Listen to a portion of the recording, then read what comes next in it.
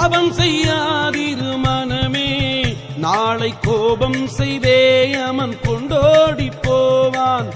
பாவம் செய்யாதிரு மனமே, நாளை கோபம் செய்தே அமன் கொண்டோடி போவான்.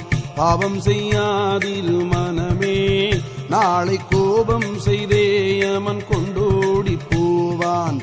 பாவம் செய்யாதிரு மனமே, நாளை கோபம் செய்தே அமன் கொண்டோடி போவான்.